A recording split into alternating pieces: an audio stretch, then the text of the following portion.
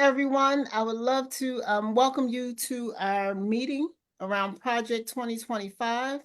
Thank you, sorors and friends. My name is Anita Wemple. I am the chair of social action here at Trenton Alumni. And if I can acknowledge my co-chair, the fabulous Yasmin Nelly Gonzalez. Thank you, Sorgia. You're welcome. And all the other social action members that are here. So I'm just going to jump right into it. If you turned on your TV, radio, or talk to anybody, you know that this climate that we are going through right now in regards to who will be our next president is a lot to unpack. And so we are blessed and highly favored tonight to have our president, President Soror President, Madam. I want to give you all these titles, girl. Everything. Morella McMillan Holmes. She comes from a background of ministry and social work. So she has served well over 24 years with child study teams, early childhood, and just doing the work of social work and social action. And so without further ado, I would love to bring to the floor President Morella Holmes. Thank you. Thank you so much. I am so excited about being here tonight and sharing some of the details with you. So I want to tell a little bit about how I came to this position. Right now, I currently serve as a senior policy analyst for the National Education Association in Washington, D.C. And part of what I had to do in that body of work was to review Project 2025, but primarily how it was going to impact public education, but how it's going to impact our communities. And this is how we came about that tonight. And I definitely wanted to share with my community because I think so often we hear these things and we don't get into the nuts and the bolts of it. So unpacking it together, understanding what is at stake. We are a nonpartisan organization, but we do want to make sure that you're informed and you inform others about this upcoming election because it is the most impactful. I know we've said that for the last two presidential elections, but this is clearly impactful as we go through this and as we unpack Project 2025 together. So what is Project 2025? In 2016, the then candidate for President Donald Trump had a policy handbook. He exactly knew what he was going to do if he were elected. At that time, we didn't take it seriously, and we felt that a lot of his policies were so out of reach, out of touch, didn't really speak to the people, the majority of the people in America. We didn't give any credence or credibility to it. As you know, when he was elected, he did turn then that policy handbook into actual policies, and that is when he did in fact do a Muslim travel ban. He did, in fact, elect 3 Supreme Court justices to overturn Roe v. Wade. That was all in his plan. So this year, we know better, so we're going to do better. And Project 2025 is just that. If he is elected president, these are the policies that he is intending to implement under his regime. So this is why we need to be knowledgeable. We need to understand what is at stake and tell other people, and we cannot play this year. We can't tell you how to vote, but we make sure that you are informed on why you're voting and why you should vote the way you should vote. So without further ado, I want to get into the meat. So I'm going to go ahead and share my screen with you. And let me see, let me get it in presentation mode here. Here we go. So by no means is this going to be an exhaustive understanding because the Project 2025 itself is over 900 pages. But this is just to give you an overview of some of those policies that are most detrimental to the community we serve and the community that we live in. So just to give you an idea about sort of how it came to be, looking at some of the key phrases of Project 2025. So what is at stake? Our democracy is at stake. And what I would like to do, one of the takeaways from after you get this information is to become knowledgeable, tell other people. Because I think a lot of times when people hear 900 plus pages, and sometimes we don't want to get into reads about policies, but this is where it matters and where we should have those conversations, those courageous conversations to talk to our friends, our family, even strike up conversations. I think a lot of times people need to know if if the former president is elected, this is what he will implement, because you know why? He did it when he was elected in 2016, and we have no reason not to believe that he won't do it again. So the four main points of Project 2025 are: one, restore the family to its centerpiece of American life and protect our children. Two, dismantle the administrative state and return its self-governance to the American people. Three, defend our nation's sovereignty, borders, and bounty against global threats. And four, secure our God-given individual rights to live freely, what our Constitution calls the blessing of liberty. On its face, those seem very, very American. A lot of us, if not most of us on this Zoom call tonight, would agree with yes, we definitely want to restore the family as a centerpiece. Yes, we definitely want to defend our nation's sovereignty. And yes, we want to definitely those constitutional rights. But if we go a little bit deeper into the first, some of the key phrases that are found, and I do give page references throughout this document. So if you want to jot down page references, and if you have questions, just jot them, put them in the queue in the chat. We're going to get to them, but I want to get through as much as possible so you all will see what's at stake from a policy perspective as to why it's important for us all to vote. So the key phrases that he lays out first. The writers of this document assert that fatherlessness is one of the principal sources of American poverty, crime, mental illness, teen suicide, substance abuse, rejection of the church, and high school dropouts. Now, if you know anything about coded language, you know exactly what that particular phrase and who that particular phrase is targeting. We don't necessarily have to go into any conversation, but on its face and its merit, we know what that phrase and who that phrase is designed for.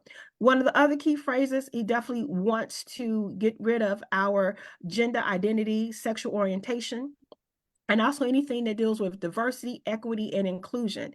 In fact, throughout the document, he wants to eradicate and exercise DEI from every aspect of American life, anything from college admissions policies to Medicaid. And we'll get into more of that, but these are some of the key phrases and themes that you will see throughout the document. And in our schools, he wants the parents to have authority over a child's education. Schools serve parents and not the other way around. This is, of course, the best argument for universal school choice. We know this is white supremacy at its core when it comes to public education. We know that school choice has been used since Brown versus Board of Education to discriminate and to inequitably disperse government resources to school districts that majority serve as brown and tan students. So by asserting this is undermining our public education, but also it is reinforcing white supremacy culture when you give this opportunity. So this is something that we will talk throughout this document as well, but being knowledgeable about what is at stake, knowing the dog whistles, knowing some of the language that is used, because a lot of times on its face, it could be something you agree with if you're not familiar with white supremacy culture, if you're not familiar with some of the policies and some of the historical background of how we got to where we are as a people and what is at stake through this document.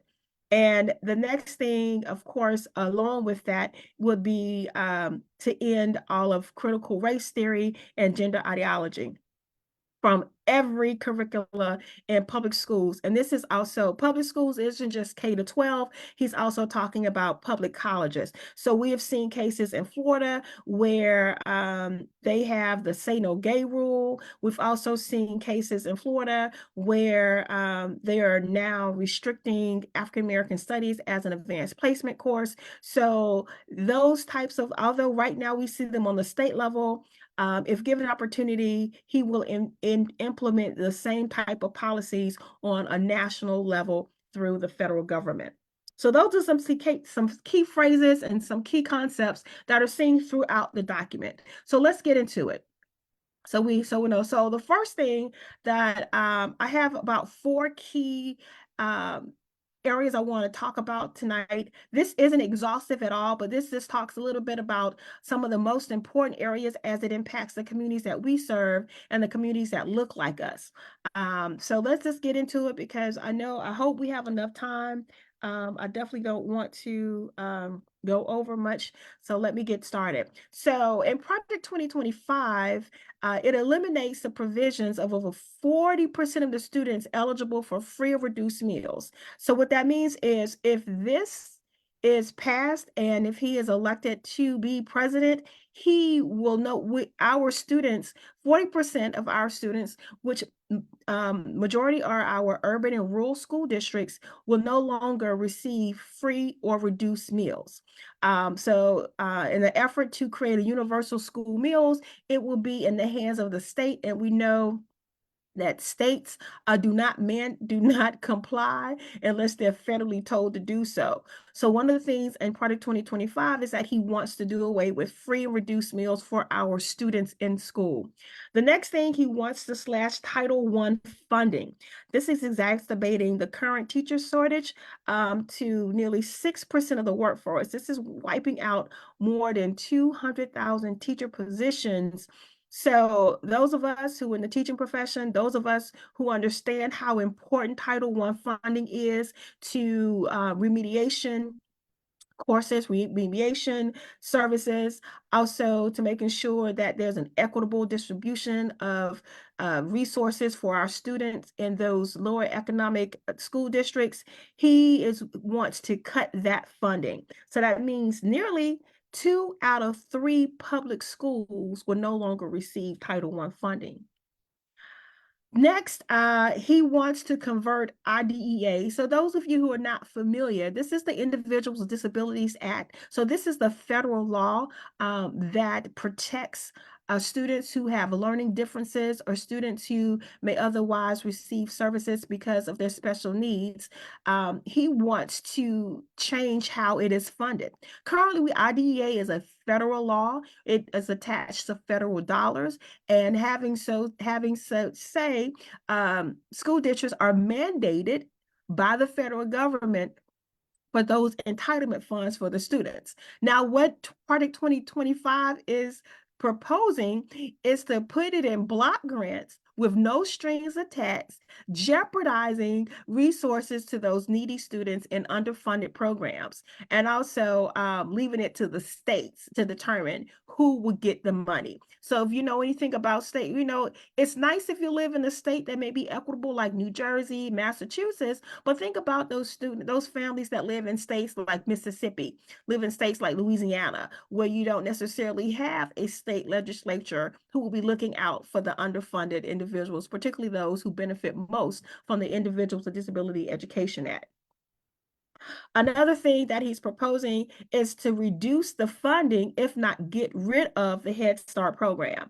And we know right now that Head Start gives our students in low economic areas and rural areas a head start to school, a head start to school readiness. But under this policy, this 2025 policy, he is significantly trying to reduce, if not eliminate, Head Start completely. So that means that a lot of the students that benefit now, particularly in our service area in Trenton, right now, pre-K is free for ages 3 and 4. That funding that allows pre-K to be free for our 3 and 4-year-olds, that is from the federal government, that will no longer exist if Project 2025 is executed.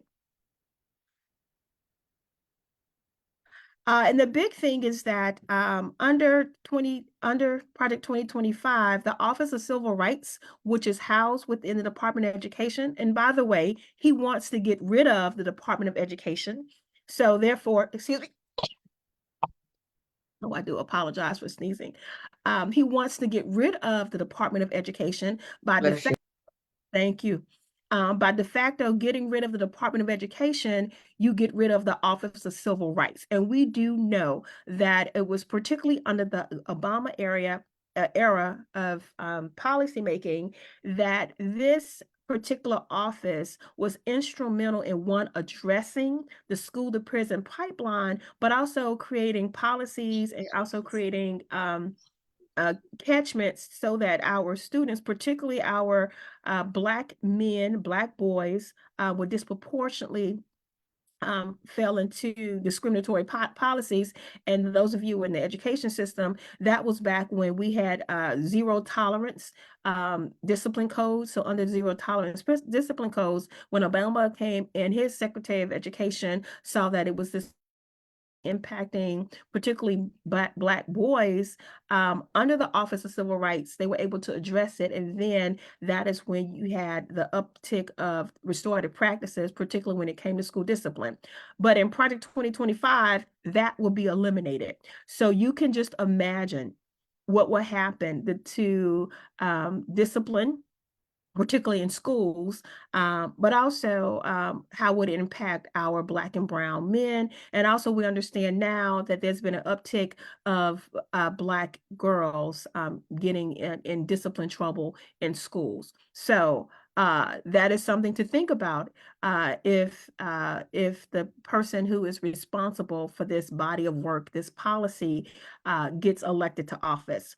And then the big thing for those of us who have student loans, right now we benefit from, I know a lot of us were eligible for deferment, or we were eligible to get them written off because we worked in public service or we worked as teachers. We were able to get some of our loan forgiven. Under this new Project 2025, that will no longer exist. Teachers, anyone who works in public service will no longer be able to have their loans forgiven. And in fact, the benefits that we have now to have reduction in our student loans will no longer exist. We will be subject to market value interest rates on the money that we've borrowed to further our education.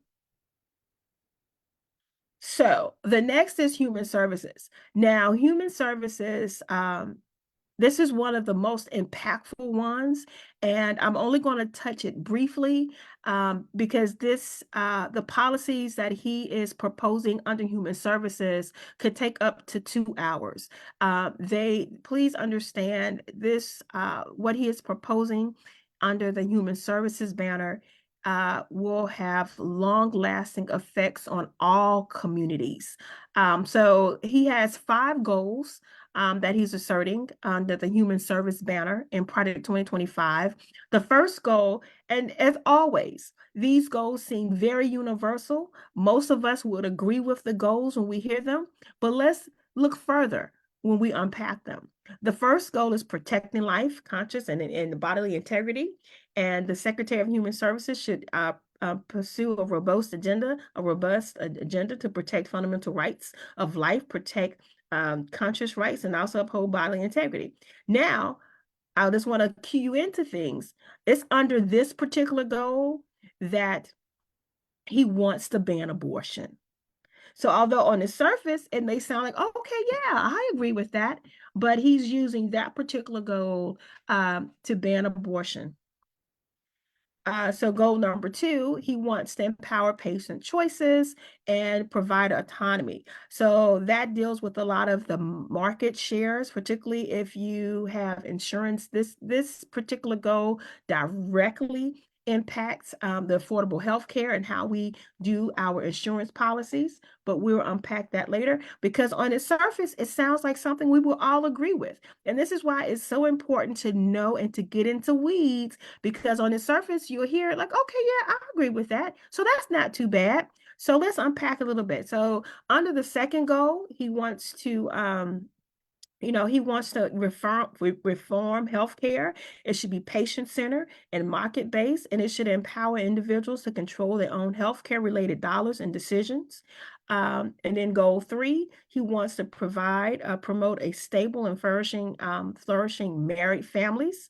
Families comprised of a married mother, father, and their children are the foundation of a well-ordered nation and a healthy society. So we know who he's coming for, right? We know exactly who he's coming for when we write these policies. So and I have to chuckle sometimes because he's saying the quiet parts out loud. And I think so often to see it so blatant and so written so clearly, but once again, we have to have the knowledge to understand what is at stake. So, of course, this particular goal is coming for our LGBTQ plus communities. And also addressing single motherhood. And we know the segments of our population where single motherhood is in the majority. And also he's disincentivizing work. And also we'll see how he's now wants to sort of have a work requirement with our temporary aid to families in emergencies. So we'll get to it. But on the surface, you may agree with that. But you have to understand who as my kids say, who is he coming for? And absolutely he's coming for members of the LGBTQ plus community, as well as our single mothers who are disproportionately in our lower economic stratus of society. So the fourth goal is directly trying to cover his mistakes of COVID-19. So this is where I guess he wants to do a redo if he's elected to presidency. So preparing for the next health emergency. So he talks about micromanaging, misinformation, how how the federal government politicized it, and how I have to laugh at this one because in the document, he talks about how a lot of deaths during COVID-19 were not actual due to COVID-19. And I just have to laugh at that because in the same goal, you'll see that he wants to talk about misinformation. And so much of particularly that particular policy is based on misinformation. So I chuckle a little bit at this because sometimes when I'm reading through the document, and I've read through it about a couple of times now, I have to chuckle and say, well, did you fact check this with scientific research information? And did you have, someone sort of test these theories out before you put them in the book to say they were factual? So I digress, and that's some of my little personal stuff coming out. And then the fifth goal for human services is instituting a greater transparency, accountability, and oversight. So this goes to, this is really a swipe at the CDC. And of course, going back to COVID, he really felt that the CDC was not transparent enough in a lot of its policies, and also swipe at insurance companies and also pharmaceutical companies. So on its surface, it looks like, well, yeah, I really agree with some of these goals. This may be a good thing if he gets elected, but let's get into the weeds. So one of the things that he wants to do as part of 2025 asserts is reverse the approval of chemical abortion drugs.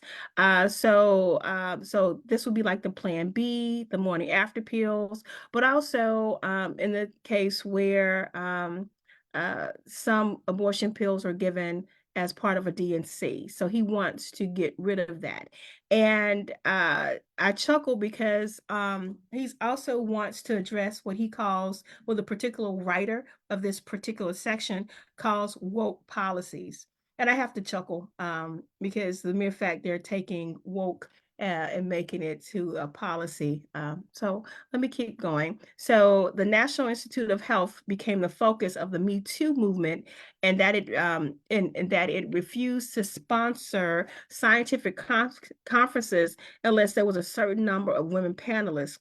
And this is when the DEI, remember at the very beginning of the presentation, I talked about how he wants to get rid of diversity, equity, and inclusion. So some of what, particularly we know that there is underrepresentation of women in the scientific field. So what the National Institute of Health did was require, particularly on the scientific conferences, that you have a certain number of women panelists be on be invited and also actually speak. So what this particular policy in Project 2025 is stating is that if they do that, it is a violation of the federal civil rights, and it is against sexual discrimination. So what they want to do, they want to just get rid of this practice altogether and basically get rid of the Office of Equity, Diversity, and Inclusion under the National Institute of Health.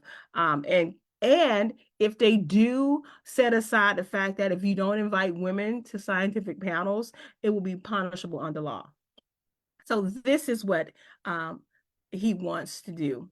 The big thing for those of us who may have aging parents or may know someone with Medicare, these next two are talking about Medicaid and Medicare entitlements that we will receive if under Project 2025. So on the surface, it sounds good. Oh, yes, increase the beneficiaries' control of their health, and patients are the best position to determine the value of the healthcare services working with the healthcare providers.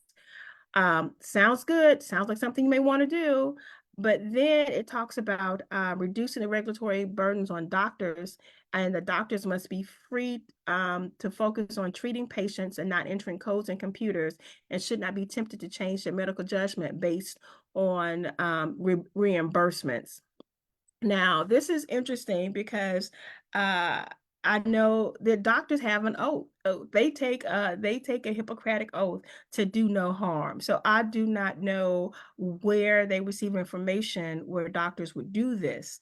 But once again, they received information, and this is why this is one of the reforms that they want to do to Medicare, so that doctors won't be able to sort of code certain things for reimbursement. And they want to, so this is under Medicaid. So the big thing is they want to reform financing for Medicaid and how much states are allowed to give. And essentially, once again, if you will go back to one of those four main goals that was first presented, they want to increase a state's power, and they want to decentralize the power the federal government has and put into the states. So what they would like to do is to not have those federal mandates that say you have to fund X, Y, and Z under Medicaid, and they want to give the states that ability. So the states will be more flexible and accountable and predictable and transparent and efficient in financing medical services. We know at its core that this will not happen, and our populations, the communities in which you service, which underserved, will be even more underserved, because if the states have the ability, they will not let the funding or the monies go to those who need it the most. The big thing is that they want to now add a work requirement to match Medicaid benefits. So I did that twice. I do apologize. This is huge. So, you know, a lot of times people on Medicaid, they are on Medicaid for a reason, because they have a disability. They are not able to sort of provide for themselves. But under this new Project 2025, the policy wants to add a work requirement to Medicaid. And also, they will not give Medicaid funds for require abortion insurance for different companies. So once again, as you will see throughout, particularly the human health services component of Project 25, it is heavy with abortion language, and also penalty around any state, any agency, any entity that provides abortion to anyone. So this is what this is saying, is that if you even give insurance, if like your insurance policy has, if something happens, for instance, you have a miscarriage and you have to have a DNC, they're now saying that is a abortion, and they will withhold Medicaid funds. So that's what that means. So this is what I talked about earlier. The temporary assistance for needy families is TANF. And what they want to do now, they want to add a component that you will only be able to get funding for TANF if you're married, or if you have a healthy family formation. And we know exactly how their how they're defining a healthy family. They're defining a healthy family as a male and female. So once again, if you're not married, and if you don't have a husband and a wife, this particular policy is saying that you will not be able to benefit from temporary assistance for needy families. And then so they're coming up with this program under Human Services under Project 2025, which they're calling the Healthy Marriage and Relationship Education Program. And in this program, they're asserting that they will fund grants to provide state-level high school education resources and curriculum on healthy marriages, and healthy marriages being that with a man and a woman, sexual risk avoidance, basically abstinence and healthy relationships. So now they want to use federal funds to promote heterosexual marriages. And also under this, they want to allow child welfare funding to be used for marriage and relationship education.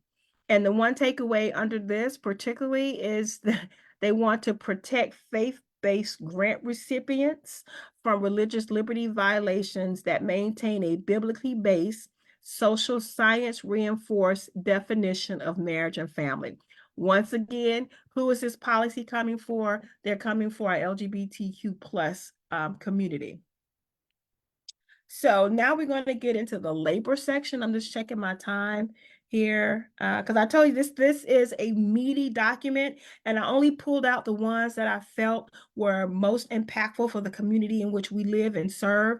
But once again, like I said, it is a 900 document. So I'm just going to go over some of the ones, particularly under labor, also the interior that impact us the most. So the big thing is, and you'll see that I have pages here, is the reversal of diversity, equity, and inclusion policies. Anything that talked about that talks about any type of racial equity, that will be eradicated and reversed. We know that critical race theory is really a construct of how white supremacy culture plays out in higher education, particularly with the offerings of curriculum and also coursework. But somehow it has been weaponized to apply to K-12. And those of us who know what CRT is, we chuckle because that was never the intent of critical race theory. It was a construct really for higher education and sort of what that looked like in higher education, and how do you now unteach or reteach or relearn a different construct to look at race and the race narrative and how it impacts policy. So he wants to outlaw that altogether. Basically, he wants to enforce Title IX to prohibit racial classification and quotas. If you mentioned a little bit, I gave you the scenario that with the National Health Institute was able to say they wouldn't sort of have certain conferences if you didn't allow a number of women to present.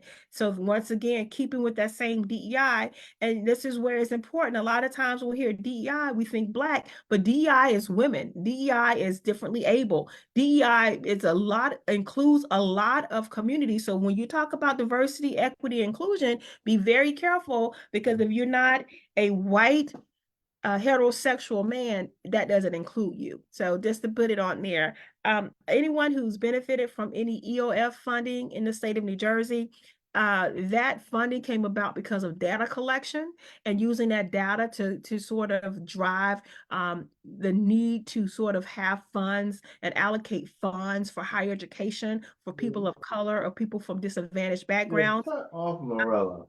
This particular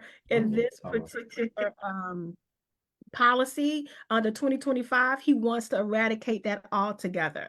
So this is why it is impactful to know everything that this policy wants to assert. The next thing, he wants to eliminate telework. Those of us who benefit from telework, we think is a great thing. But if elected, he will limit telework. Also overtime. A lot of us who benefit from overtime, he wants to say you will only work a 40-hour day, get paid no more, no less. If you work over a 40-hour day, you will not get paid for it. But this is the one thing that really got under my skin, particularly under the labor category, is that allowing teens to do dangerous jobs. So he's asserting in this particular, the person who wrote this particular portion of Project 2025 says that, you know what? If a teen wants to do it, let a teen do it. And it's okay if the teen is a certain age. And we do know ever since the industrial age, we have implemented child labor laws. So essentially, what this policy is asserting is that there will no longer be any child labor laws protection. So any child can do any dangerous work, and it is okay and acceptable based on this policy. And then the next thing is the creation of non-union employment involvement organizations.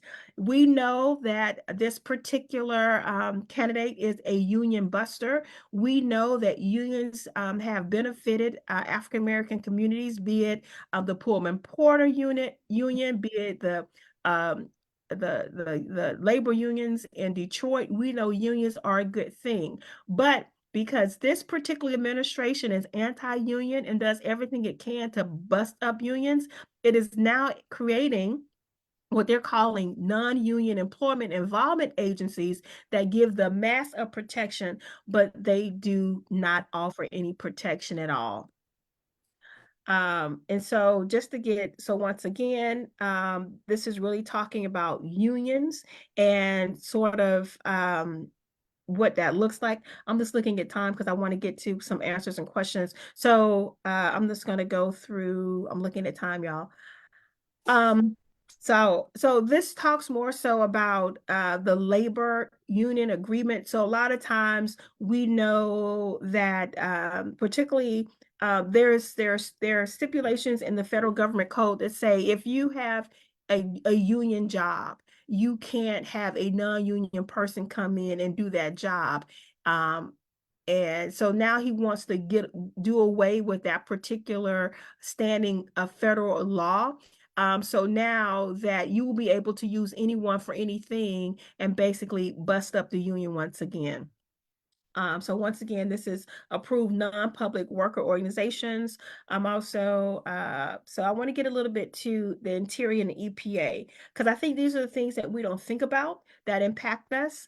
Right now, you know, we understand that electric vehicles are on the long term will be beneficial for our environment. But if this particular candidate is elected, he will end all federal mandates and subsidies of electric vehicles. Essentially means that he will no longer make it an incentivized program, and basically anything that has to do with electric vehicles will no longer exist. The next thing that is huge, and it comes under is eliminating the Office of Public Engagement and Environmental Education as a standalone entity. And this is important because a lot of information that comes out of the Office of Public Engagement has everything to do with our children's health and protection. So what happens when you get rid of that, you're essentially getting rid of those offices that talk to us about our children's health, which tell us, you know, this is the proper regimen for developmental milestones and things of that nature. So when you eliminate those types of offices, it is a domino effect to what we will be access to. And also what he wants to do, he wants to get rid of the small and disadvantaged business unionization program. So right now this goes back to DEI, diversity, equity, and inclusion, because he feels that the small business disadvantage program was discriminatory because it sort of leaned toward minority-owned, women-owned businesses to sort of give them equity and parity to those other organizations. Also, he wants to go back and restore the position that the EPA cannot regulate new pollutants from the air. So once again, all those federal mandates that were put in place to make sure that we don't speed or go faster into climate change, he wants to eliminate and roll those all the way back. And he also, I had to chuckle, the Office of Emergency Management, that's FEMA. So he wants to get rid of FEMA and reassign it to states. right now, when the federal government comes in, if there's a national disaster, the federal government come in and say, look, we're going to do X, Y, and Z to get you back on your ground. And we want to make sure it's equitable across, so if a hurricane hits in Florida and you give an X amount of dollars, a hurricane hits in Louisiana, you give the same amount of dollars. What he wants to do is to eliminate FEMA and turn it over to the states. So we already know what that looks like. We already know who will get what and who will not get things. So once again, if elected, he is and encouraging that he will get rid of the Office of Emergency Management. So agriculture. Initially, you may say, well, what does agriculture have to do with us? Well, first of all, the USDA will no longer be its own separate entity, but it will go under the Health and Human Services, the section that was right after education. So what they want to do, they want to re-implement the work requirement for SNAP. Now, SNAP are those, we know them of a certain age group as food stamps. So now, I think it was under one of the Bush's administration, they had attached a work requirement to receiving, federal subsidy food stamps or SNAP. Now, under this particular administration, he would want to re-implement that. And also he will want to sort of reform who will be eligible for food stamps. So essentially sort of narrowing the eligibility pool. So a family may not be eligible if this particular president is elected, or if you are eligible, you may not receive the same amount of funding, because once, he's going to sort of limit your eligibility pool, and then on top of limiting your eligibility pool, require you to work. So that means that once again, a lot of families that we serve will not be able to benefit from government assistance. The next thing he wants to do is reevaluate the Thrifty Food Plan. A lot of this, the Thrifty Food Plan really, in our rural communities, they benefit a lot from that particular plan, the governmental plan to sort of give subsidy to certain agricultural or food necessities. And then WIC. We know that there was a formula shortage during COVID. And we also know my time when I was working with pregnant and parenting teen moms, I had several infants that weren't able to get the contracted formula.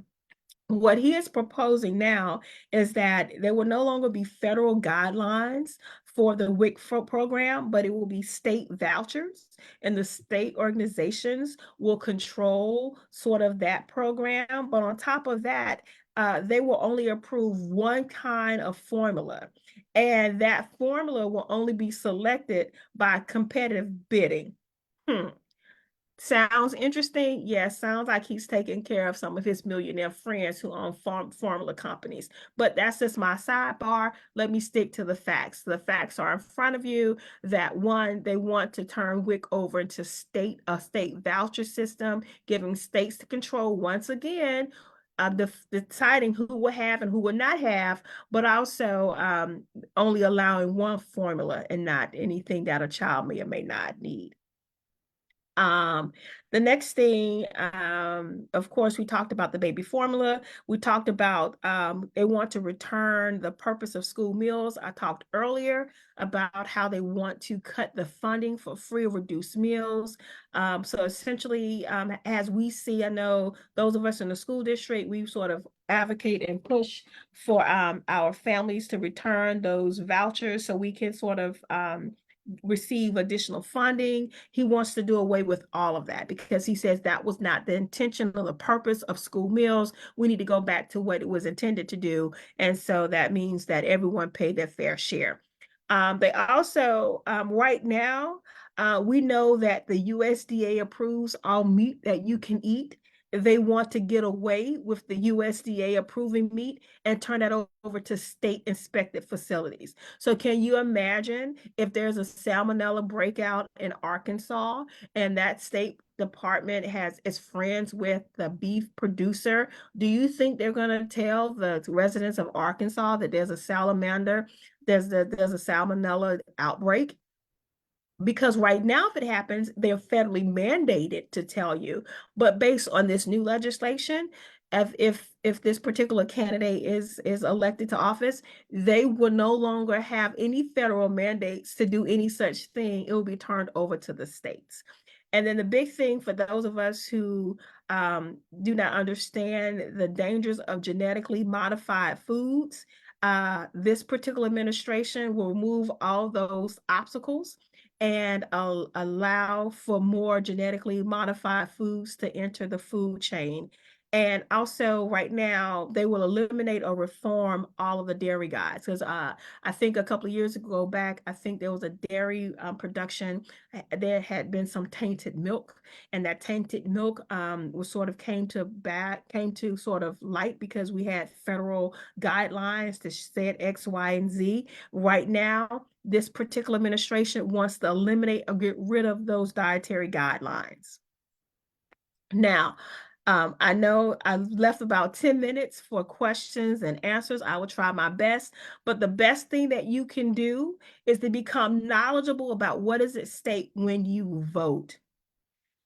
And I think by you all coming on this Zoom tonight, that shows that you have interest. But now that you have the knowledge, and please, I know it's 900 pages. It is very dense material. I try my best to You give you. wouldn't even see it. I just wanted to give you the best, overviews of things that I thought may be impactful for the communities that we serve. So please, be knowledgeable about what's at stake. Vote early. Encourage others to vote. And the big thing I want you all to walk away with tonight is to use your agency, what you have to educate others. So now, having said that, thank you for your time. I appreciate you getting on. I hope this was informational and informative for you. And now I will open up for answers and questions to the best that I can, but thank you for your time. Thank you, Soror Morella Holmes. That was an excellent presentation. I know it's a lot of great information to be shared in such a short period of time, but I do thank you for that. And so now we have someone monitoring questions in the chat, but if you have a question, we're in question and answer. We currently have no questions in the chat. Wow, that is wonderful. It is a lot. And so as we think about the takeaways, oh, I see Yasmin Ellie. You're on. So really quick, I just wanted to notice, I saw some people use the hand reaction. So I don't know if they were trying to raise their hand to ask questions, but if you can put the questions in the chat. Oh yeah, they can raise their hand. Yeah, they can raise their hand. They have to put in the chat. That's fine. I saw Suzette Jackson had her hand up. I don't know if she meant to put her hand up for a question or not. No, Sarah, that was by mistake. Thank Okay. you. Someone asked about the informational. Did I see something in the chat? I can't see the chat, y'all. Where's Yeah, chat? will you be putting the slides, informational slides on our website? I can. I absolutely can share them. I sure can. Now, this wasn't, like I said, it's a 900-page document. I just pulled out for this particular conversation tonight. Well, I wanted to be a conversation. I pulled out those things that were most impactful to the communities that we serve, and understanding how, if elected, what is at stake. And I think a lot of times when you understand what is at stake, you're more inclined to vote, but also get others to vote and educate others to know this is serious. This is absolutely serious.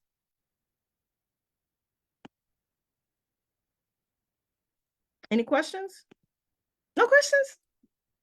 So overall, how did you all find the information?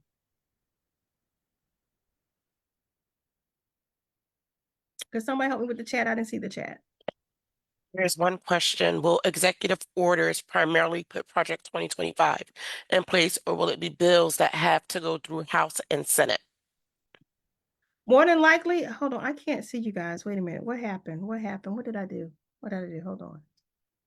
Hold on. I need to get back to you guys. Hold on. Can y'all see me? Okay, there you go. I see y'all. More than likely, he will probably do some executive orders like we saw with the Muslim ban. And I hate to call it a Muslim travel ban, but that's what it was. That was an executive order. But some of it is, particularly when he's talking about eliminating the Department of Education, when he's talking about eliminating some of these offices that sort of undergird equity, diversity, equity, inclusion, that will possibly be by executive order. Particularly, that's why I'm telling people, make sure you vote down ballot. Make sure you elect your congressman. Make sure you elect the senator, because I think you just can't stop at the top of the ballot. You have to go all the way down to make sure that, and you hold your congressman, you hold your senator accountable. So you just can't stop, because if we lose a majority in either house, it is likely that he could pass some of these by Congress.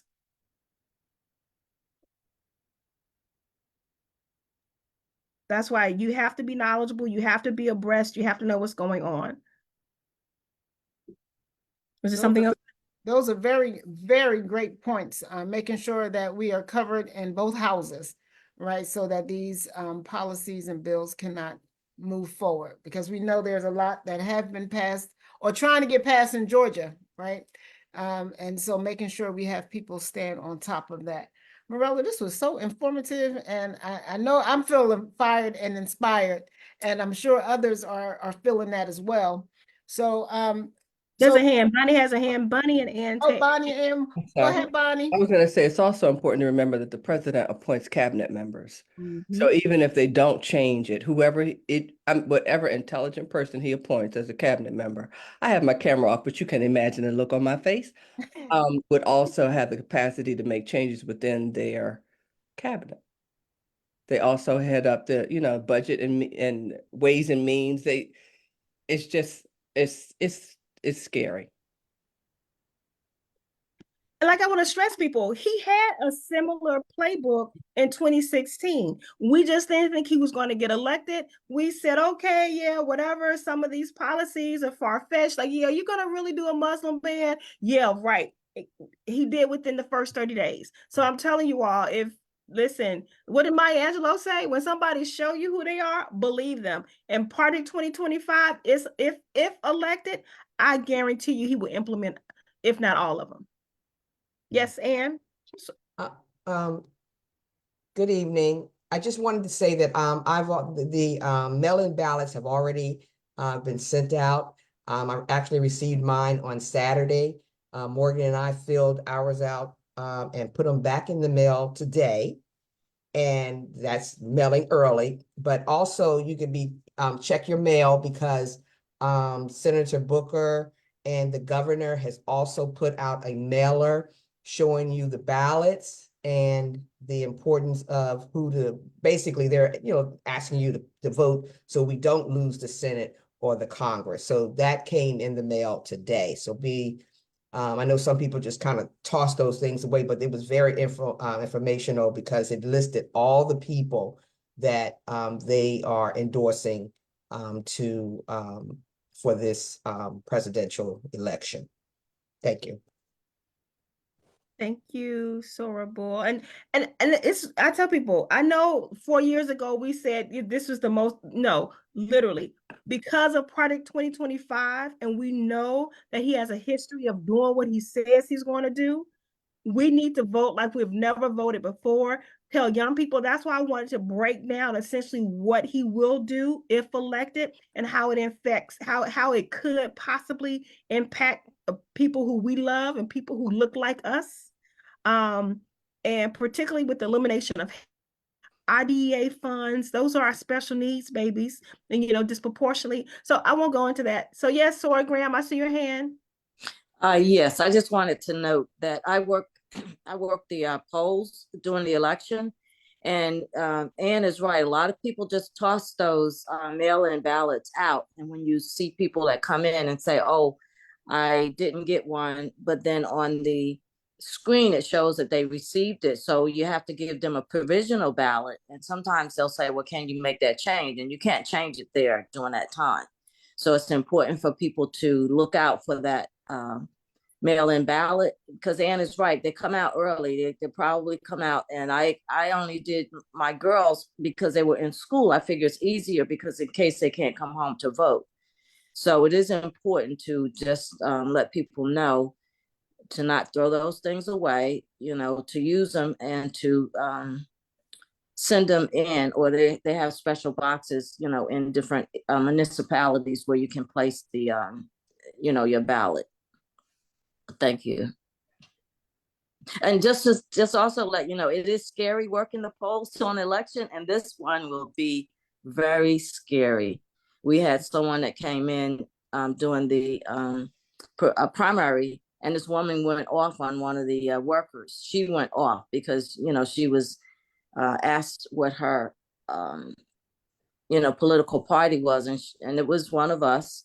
She said, "I'm not a welfare person, and that's why I'm voting for, you know, the and not Democrat, because only Democrats are welfare folks." That is so scary.